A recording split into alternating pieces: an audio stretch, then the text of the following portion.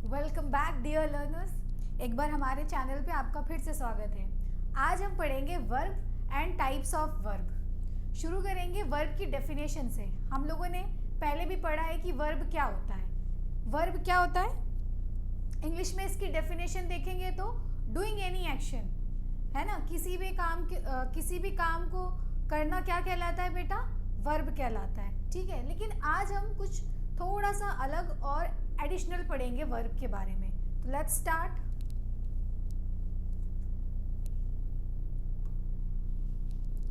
Definition of verb. Verb की definition क्या कहती है?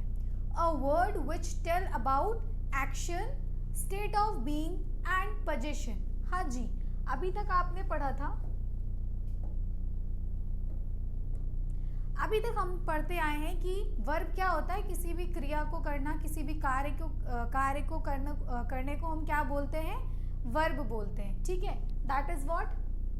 एक्शन, ठीक है। लेकिन अगर हम वर्ब की डेफिनेशन देखें बेटा, तो ये हमें दो और चीज बता रही है। दूसरी क्या है? स्टेट ऑफ बीइंग, और क्या है? पोजीशन, ठीक है। जब हम कभी हिंदी में डेफिनेशन पढ़ते थे तो वो डेफिनेशन कुछ ऐसी होती थी, वह शब्द जो किसी कार्य के करने या होने का बोध कराते हो, ठीक है। किसी कार्य के करने या होने का बोध कराते हो। बेटा ये होना क्या है? होना,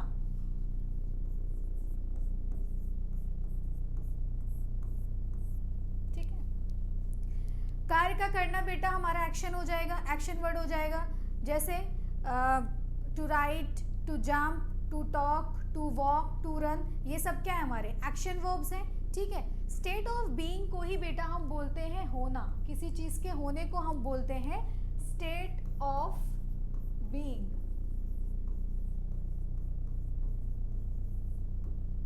ठीक है। दो चीज हमने जानी। वर्ब पहला बता रहा था एक्शन, और दूसरा स्टेट ऑफ बीइंग।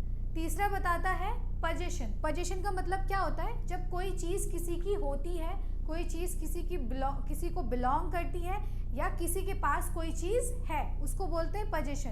तो बेटा वर्ब तीन चीज बता रहा था, एक्शन, स्टेट ऑफ बीइंग और पोजीशन। अब हम करेंगे अपने example. Renu is dancing on the stage, ठीक है। तो बेटा ये डांसिंग क्या है? ये हमारा एक्शन वर्ब है। क्या है? एक्शन वर्ब है। कोई एक्शन यहाँ पे परफॉर्म हो रहा है। इसके अपोजिट अगर हम आएंगे, ही इज अ साइंटिस्ट। बेटा यहाँ पे अगर आप इसकी हिंदी देखो तो ये कुछ ऐसा होगा, वह साइंटिस्ट है। तो उसके साइंटिस्ट होने का पता चल रहा है ना। हमें क्या पता चल रहा है? उसके साइंटिस्ट होने का। तो ये साइंटिस्ट जो होना है बेटा, इसी को हम बोलते हैं स्टेट ऑफ बीइंग, ओके। किसी चीज के होने को हम बोलते हैं स्टेट ऑफ बीइंग। या हम कुछ भी बोले, I am a student, he is a painter, तो किसी न किसी चीज के होने का पता चल रहा है, तो वो हमारा स्टेट ऑफ बीइंग के अंडर में आ जाएगा। लास्ट हमारा था position. Position, he has blue car, तो उसके पास क्या है बेटा? ब्लू कार है। क्या है? ब्लू कार है। और इसको बताया किसने है? ही हैज ब्लू कार ने। तो बेटा यही है, पहला एग्जाम्पल हमको एक्शन बता रहा है, दूसरा एग्जाम्पल हमको स्टेट ऑफ बीइंग बता रहा है, और तीसरा एग्जाम्पल हमको पोजीशन बता रहा है। तो वो ब्रीफली हमको इन तीन चीज़ों के बारे में बताता है, ठीक। Hope this is clear. Very simple, very simple, ठीक है। अब हम पढ़ेंगे टाइप्स ऑफ वर्ब। वैसे बेटा वर्ब के मेन तीन टाइप होते हैं, transitive verb, intransitive verb and linking verb. लेकिन इनके अलावा भी बहुत सारे टाइप्स ऑफ वर्ब और वर्ब के अंडर में इनके डिविजन्स आते हैं, जिसको हम अपने अगले वीडियो में करेंगे। इस वीडियो में हम इन तीन वर्ब को डिस्कस करेंगे। तो पहला है हमारा ट्रांजिटिव वर्ब। देखते हैं ट्रांजिटिव वर्ब क्या होता है। ट्रांजिटिव वर्ब, ट्रांजिटिव वर्ब की डेफिनेशन पे अगर हम जाएंगे तो ट्रांजिटिव वर्ब कहता है वर्ब दैट रिक्वायर्स ऑब्जेक्ट, यानी वो सेंटेंस में वो वर्ब जिसको ऑब्जेक्ट की ज़रूरत पड़ती है। अब ये ऑब्जेक्ट क्या होता है? What is object? ऑब्जेक्ट वो होता है बेटा जो एक्शन को रिसीव करता है, ठीक है। कोई चीज़ या कोई पर्सन, जो भी कोई भी चीज़ उस एक्शन को यानी उस वर्ब को रिसीव करेगी तो वो ऑब्जेक्ट कहलाएगी, ठीक है, क्या कहलाएगी? ऑब्जेक्ट कहलाएगी। जैसे हम हमारा एग्जाम्पल देखते हैं, रवि राइट्स अ लेटर। बेटा रवि तो यहाँ सब्जेक्ट हो जाएगा, रवि हमारा सब्जेक्ट हो जाएगा। वर्ब क्या है इसमें? वर्ब राइट्स है, राइट। वर्ब क्या है हमारा? राइट्स है, राइट्स अ लेटर। जो राइटिंग का काम हो रहा है उसको रिसीव कौन कर रहा है? या राइटिंग कहाँ हो रही, क्या हो रहा है? तो आप कहोगे मैम लेटर हो रहा है, तो ये लेटर क्या है हमारा? ऑब्जेक्ट कहलाएगा, ठीक है। उसके बाद आता है रितु लाइक्स चॉकलेट। बेटा वर्ब क्या है? लाइक्स है। क्या है? लाइक्स है। क्या लाइक करती है रितु? चॉकलेट। तो ये लाइक के एक्शन या जो वर्ड था हमारा, वर्ब था, एक्शन था, इसको रिसीव किसने किया? चॉकलेट ने किया। तो चॉकलेट क्या हो जाएगा हमारा? ऑब्जेक्ट हो जाएगा। तो ट्रांजिटिव वर्ब बेटा वो वर्ब होते हैं जिनको ऑब्जेक्ट की जरूरत पड़ती है एक मीनिंगफुल सेंटेंस देने के लिए। ओके, अगेन कंफ्यूज मैम कैसे पता करें कि ऑब्जेक्ट है या नहीं है, या ऑब्जेक्ट क्या है? तो इसको भी हम जानेंगे कि ऑब्जेक्ट को कैसे पहचानना है, कैसे आप पता करोगे कि कौन सा वर्ड हमारा ऑब्जेक्ट है।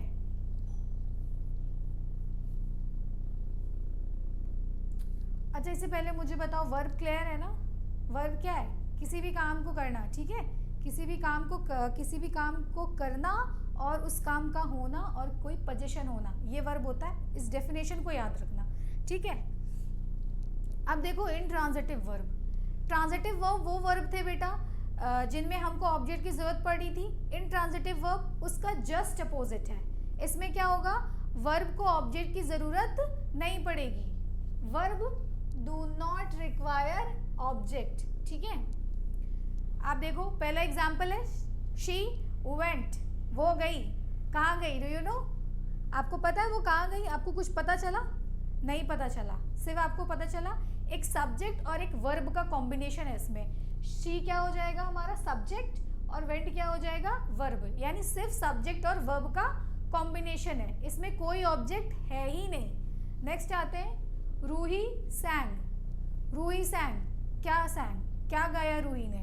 नहीं पता, यानी ऑब्जेक्ट नहीं है, ठीक है। लास्ट वाला बेबी क्राइड, बच्चा रोया, कोई ऑब्जेक्ट नहीं है, ठीक है। एक सिंपल सब्जेक्ट और वर्ब का कॉम्बिनेशन है। ये वाला एग्जाम्पल अगर हम सेकेंड वाला देखें,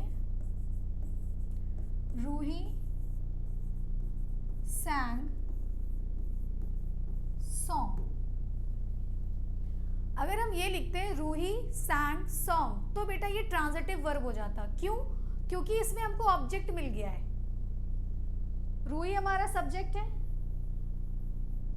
सैंग हमारा वर्ब है, and what Ruhi sang? Song. तो सॉन्ग क्या हो जाएगा हमारा?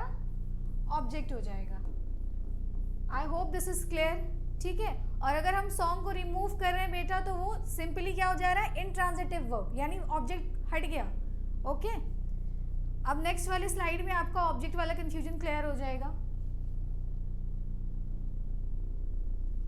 हाउ टू रिकग्नाइज और आइडेंटिफाई ऑब्जेक्ट। आप ऑब्जेक्ट को कैसे पहचानोगे या कैसे पता चलेगा कि इसमें ऑब्जेक्ट है या नहीं है, और है तो वो कौन सा वर्ड हमारा ऑब्जेक्ट है?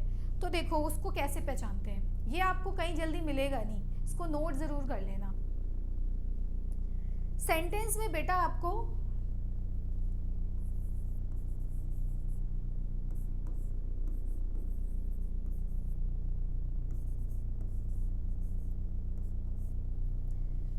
जो भी सेंटेंस आपको दिया रहेगा उससे आपको क्वेश्चन करना है। क्वेश्चन कैसे करना है? या तो व्हाट से करें या तो whom से करें, ठीक है। या तो व्हाट से करें या तो whom से करें, ठीक।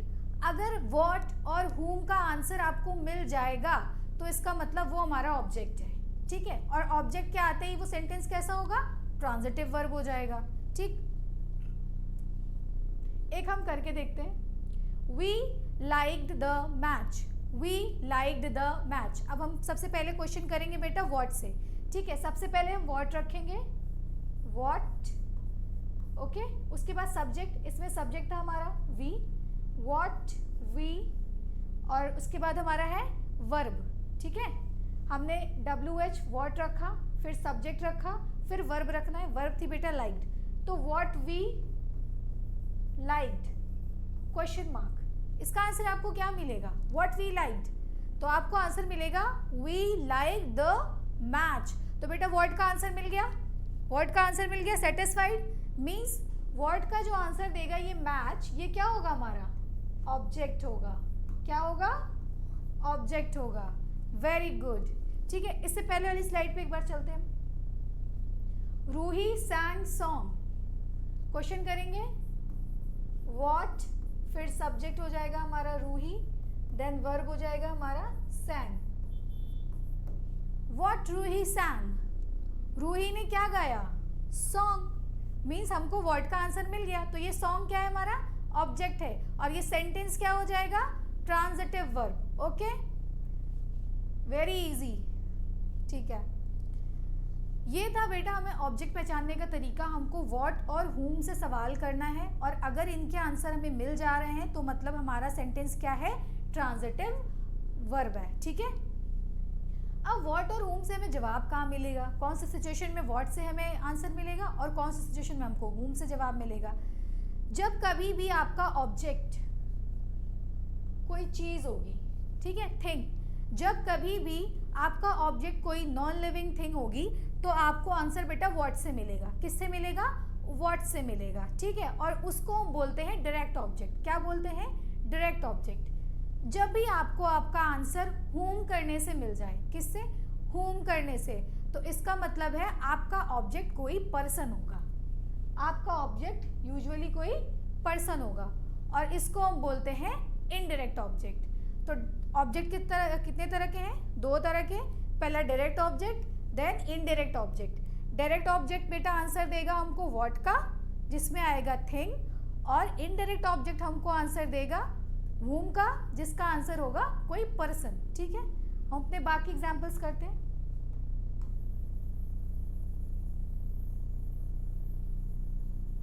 आप फॉर्मेट याद रखिएगा। ठीक है, आप फॉर्मेट याद रखिएगा। क्वेश्चन कैसे करना है? What, whom plus subject plus verb question mark. जैसे इसका आंसर मिलेगा वो ट्रांजिटिव हो जाएगा, और नहीं मिला तो इनट्रांजिटिव हो जाएगा। Very simple. ऑब्जेक्ट है तो ट्रांजिटिव, नहीं है तो इनट्रांजिटिव। ठीक है, पहला वाला हमने कर लिया था। आई क्लोज द डोर, इसमें आप क्वेश्चन करो। सबसे पहले व्हाट से क्वेश्चन करते हैं। व्हाट आई सब्जेक्ट है, क्लोज्ड, व्हाट आई क्लोज, तो आपको आंसर मिलेगा आई क्लोज द डोर। राइट, तो हमें डोर मिल गया आंसर में, व्हाट का आंसर मिल गया, तो ये क्या हो गया हमारा? Direct object. क्या हो गया? Direct object. Very good. Next देखते हैं हम। She visited me at the school. ठीक है, अब हम क्वेश्चन करेंगे किससे? सबसे पहले व्हाट से करेंगे। तो what she visited at the school या मी एट द स्कूल, आपको कोई आंसर नहीं मिलेगा। ठीक है, व्हाट शी विजिटेड, आप सिंपली क्वेश्चन करो व्हाट शी विजिटेड, तो आपको आंसर नहीं मिलेगा। ठीक है, अब व्हाट से नहीं मिला तो आप किससे क्वेश्चन करोगे? whom से करोगे। whom शी विजिटेड मिल गया, यानी किससे वो मिली, तो शी विजिटेड मी, तो यहाँ पे बेटा ऑब्जेक्ट क्या हो जाएगा हमारा? मी हो जाएगा। क्या हो जाएगा? मी। मी इज अ ऑब्जेक्ट, और कैसा है ये? Indirect object. क्यों? क्योंकि ये पर्सन है ना, इनडायरेक्ट ऑब्जेक्ट। लास्ट वाला करते हैं, इसमें और क्लैरिटी आ जाएगी। मीना पुश्ड जॉन, मीना ने किसको पुश किया? जॉन को। ठीक है, अब क्वेश्चन करेंगे हम लोग। सबसे पहले व्हाट से करेंगे। व्हाट मीना पुश्ड, नहीं ये तो गलत है, व्हाट से नहीं होगा। whom मीना पुश्ड, आपको आंसर मिल जाएगा जॉन। Meena push John. ठीक है, मीना ने किसको पुश किया? मीना ने जॉन को पुश किया, तो ये जॉन हमारा क्या हो जाएगा? जॉन हो जाएगा बेटा हमारा ऑब्जेक्ट हो जाएगा। और कैसा object? Indirect object. Indirect object. क्यों? क्योंकि John is a name of a person. ठीक है, जॉन किसी इंसान का नाम है, इसलिए इनडायरेक्ट ऑब्जेक्ट हो जाएगा। Okay, hope this is clear. बस आप व्हाट और whom से बेटा सवाल करना, जैसे इसके आंसर मिलेंगे मीन्स ये ट्रांजिटिव है। ठीक है, नहीं मिला तो इनट्रांजिटिव है। ये बहुत इंपॉर्टेंट पॉइंट है, उसको नोट कर लो। जो चीज़ मैं आपको बता चुकी हूँ ये वही है। If we can ask what और whom then the verb is transitive, जो कि मैंने बताया। अगर आपको व्हाट और whom से आंसर मिल रहा है तो वो ट्रांजिटिव है। इसके अपोजिट आप आ जाओ, जब इंट्रांजिटिव होगा तो वो किस क्वेश्चन का जवाब देगा? तो वो आपको जवाब देगा where, when, why and how. ठीक है, जब भी आपका sentence where, when, why and how का आंसर देगा तो वो क्या हो जाएगा? हमारा इंट्रांजिटिव वर्ब। ठीक है, याद रखना बेटा ये चार, where, when, why and how. हम करते हैं अपना question. The rain started in the afternoon. ठीक है, और फॉर्मेट वही रहेगा, आपको question word plus subject plus verb से क्वेश्चन करना है। ठीक है, तो बारी बारी से हम करते हैं। एक्चुअली अगर आप देखोगे इसमें टाइम बताया तो व्हेन से ही आएगा। तो अगर आप क्वेश्चन करोगे तो आप क्वेश्चन करेंगे व्हेन, सब्जेक्ट होगा इसमें आपका रेन और वर्ब होगा स्टार्टेड। ठीक है, व्हेन रेन स्टार्टेड, तो आप आंसर दोगे rain started in the afternoon. तो इसने किसका जवाब दिया बेटा? व्हेन का आंसर किया। इस क्वेश्चन ने व्हेन का आंसर किया। इसका मतलब ये कैसा वर्ब है? इंट्रांजिटिव वर्ब, और इसमें कोई ऑब्जेक्ट नहीं है। आप अगर चेक करना चाहो तो व्हाट और whom से क्वेश्चन करके चेक कर सकते हो, आपको कोई ऑब्जेक्ट नहीं मिलेगा। आप व्हाट से करो, व्हाट रेन स्टार्टेड, कोई क्वेश्चन ही नहीं बनता। whom रेन स्टार्टेड, कोई क्वेश्चन नहीं बनता, सिर्फ व्हेन से बनेगा। ठीक है, नेक्स्ट वाला देखते हैं। The game was not funny. अगर आप देखोगे तो ये जनरली क्वेश्चन हाउ से बनेगा, तो हाउ द गेम वॉज, तो आप आंसर क्या दोगे? The game was not funny. क्या हो जाएगा? The game was not funny. तो यानी आपको आंसर देख रहा है किसका बेटा? हाउ का। The last one is the parrot sat on the tree. आप अगर व्हाट से सवाल करोगे, व्हाट पैरेट सैट, तो आपको आंसर नहीं मिलेगा। ठीक है, आप whom से क्वेश्चन करोगे आपको तो भी आंसर नहीं मिलेगा। आपको बेटा इसमें क्वेश्चन करना पड़ेगा वेयर से, क्योंकि ये प्लेस की बात हो रही है। तो कुछ ऐसा आएगा, वेयर द पैरेट सैट, यानी तोता कहाँ बैठा? पेड़ पे ही बैठेगा। ठीक है, where the parrot sat, the parrot sat on the tree. Very good. तो ये इसने हमको किसका आंसर दिया बेटा? प्लेस का, वेयर का आंसर दिया। तो यानी ये कैसा है? Intransitive verb. ठीक है, okay, let's have a quick revision. Verb क्या था बेटा? Action word, state of being और पोजीशन। इसके तीन टाइप्स थे, transitive, intransitive and linking. Transitive क्या था हमारा? जिसमें हमें ऑब्जेक्ट की ज़रूरत पड़ती है, और इनट्रांजिटिव क्या था? जिसमें हमें ऑब्जेक्ट की ज़रूरत नहीं पड़ती है। ट्रांजिटिव वर्ब, ऑब्जेक्ट को आप कैसे पहचानोगे? व्हाट और whom का आंसर अगर आपका स्टेटमेंट दे रहा है तो वो ट्रांजिटिव है, और अगर वो व्हेन, वेयर, हाउ और वाई का आंसर देगा तो वो क्या हो जाएगा? इनट्रांजिटिव। और आपको क्वेश्चन कैसे करना है? Question word plus subject plus verb, बस इतना काम करना है। ठीक है, ये पूरा समरी था यहाँ तक का।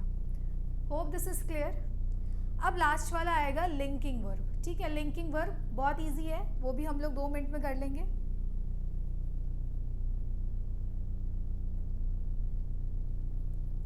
What are linking verb? Linking verb are used to link subject with other part of the sentence. यानी सेंटेंस में जो सब्जेक्ट रहता है उसका कनेक्शन जो है बाकी वर्ड से कराता है लिंकिंग वर्ब। ठीक है, आप एक तरह से कह सकते हो ज्वाइन कराता है। ठीक है, एक रिलेशनशिप बताता है सब्जेक्ट के बीच में और उस सब्जेक्ट का बाकी सारे सेंटेंस में वर्ड्स के साथ क्या रिश्ता है। ओके, ऐसे भी नहीं समझ में आ रहा है? एक और चीज पढ़ लो। Verb that do not show any action but rather describe the subject. और लिंकिंग वर्ब में बेटा आपका एक्शन नहीं होगा, यानी एक्शन वर्ड का यूज नहीं होगा। सिंपली वो कुछ ऐसे हेल्पिंग वर्ब का यूज करेंगे जो हमें सब्जेक्ट के बारे में इंफॉर्मेशन देंगे, यानी जो सब्जेक्ट को डिस्क्राइब करेंगे। ठीक, आ जाओ। Danny is my father, Danny is my father. अब यहाँ पे बेटा सब्जेक्ट क्या है, डैनी है, डैनी के बारे में बताया जा रहा है, तो मैं यहाँ लिखती हूँ Danny is my father. Danny हमारा क्या है, सब्जेक्ट है, ठीक है। ये हमारे बाकी वर्ड्स हैं, सेंटेंस में बाकी वर्ड्स हैं। अगर आप देखो तो डैनी और माई फादर के बीच में जो रिलेशनशिप बता रहा है वो वर्ड क्या है हमारा, इज। क्या है, इज, ठीक है। तो इसी को बोलते हैं हम लिंकिंग वर्ब्स। इसने लिंक किया ना, डैनी को किससे लिंक किया, माई फादर से। इज ने ये हमें बताया कि डैनी ही मेरे फादर है, पापा है, ओके। नेक्स्ट देखो, ही सीम्स टायर्ड।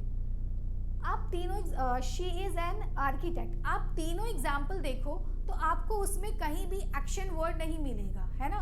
जैसे जंप, टॉक, स्लीप, प्ले, ऐसे आपको एक्शन वर्ड्स नहीं मिलेंगे। आपको कुछ वर्ड्स ऐसे मिल रहे हैं, इज, सीम्स, इज, हैज, ऐसे मिलेंगे, ठीक है।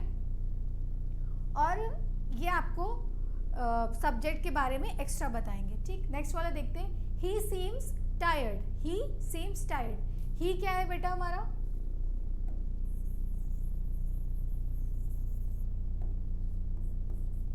he seems tired।